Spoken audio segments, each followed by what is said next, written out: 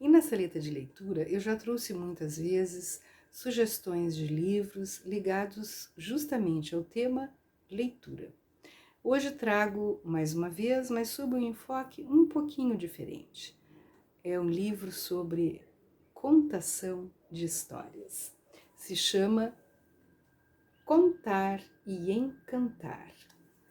Pequenos Segredos da Narrativa, da autoria de Cléo Busato, editora Vozes. Já na introdução, a autora diz o seguinte: o contador de histórias nos faz sonhar porque ele consegue parar o tempo nos apresentando um outro tempo. Contar histórias é uma arte rara, pois sua matéria-prima é o imaterial, e o contador de histórias é um artista que tece os fios invisíveis desta teia que é o contar. Contar histórias é uma arte porque traz significações ao propor um diálogo entre as diferentes dimensões do ser. Contar histórias expressa e corporifica o simbólico, tornando-se a mais pura expressão do ser. Depois ela diz que acredito que ler histórias para os alunos é uma prática que ocupa um significativo espaço no processo pedagógico.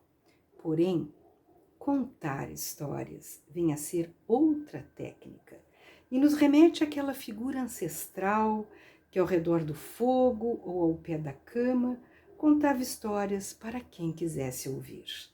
Narrava contos do seu povo, aquilo que havia sido gravado na sua memória através da oralidade. Depois da introdução, então, como sempre, vem os capítulos propriamente ditos, que aqui são divididos em 4 grandes capítulos com as suas subdivisões. Então, o primeiro se chama Literatura Oral e o Saber Popular, e neste capítulo nós encontramos os seguintes subtemas: o poder do encantamento dos contos, o conto de literatura oral, uma viagem no tempo, contos de fadas, mitos, lendas e fábulas, todos filhos de um mesmo pai, o conto de literatura oral no contexto pedagógico.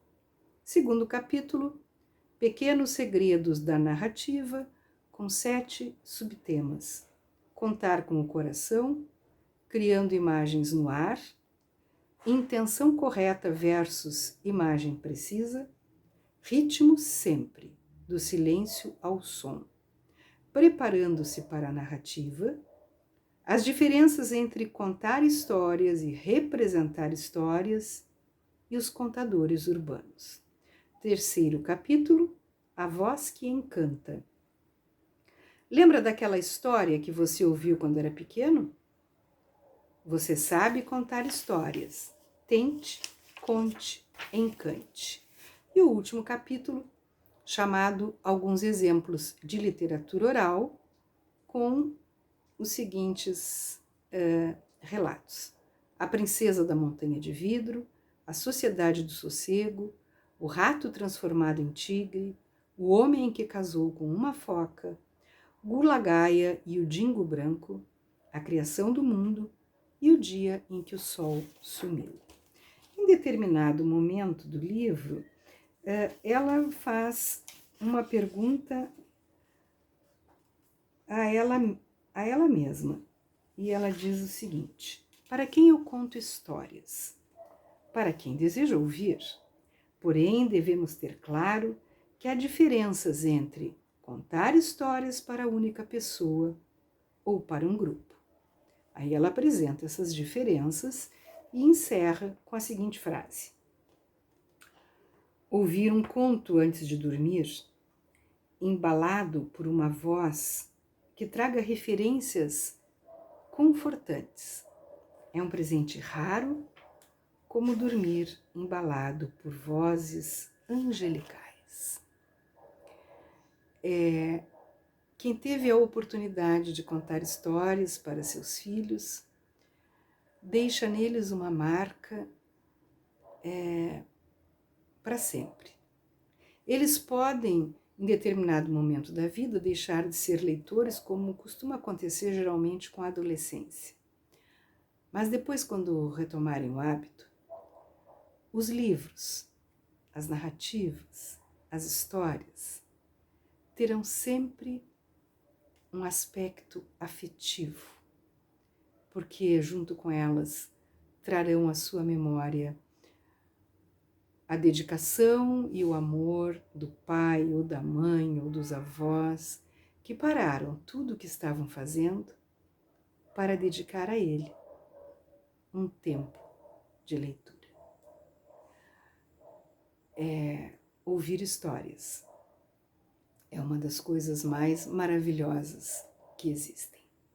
E contar também. Eu quero compartilhar uma experiência que eu estou tendo a oportunidade de vivenciar há 5 anos. Eu faço parte da associação Viva e Deixe Viver, de voluntários que contam histórias a crianças hospitalizadas. Aqui em Porto Alegre, eu conto histórias às crianças do Hospital da Criança Santo Antônio. Evidentemente, neste ano que passou, devido à pandemia, essas contações presenciais não ocorreram, mas a associação continuou o seu trabalho através das redes sociais.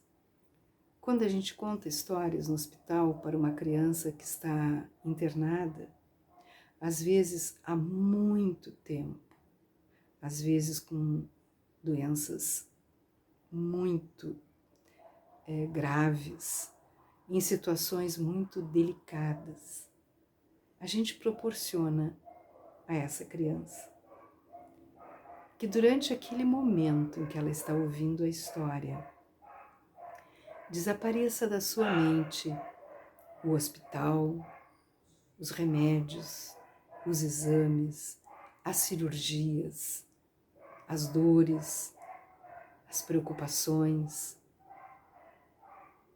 e apareça um outro mundo, um mundo colorido, um mundo da imaginação, um mundo da alegria, um mundo dos mistérios, um mundo dos suspenses, um mundo da compaixão.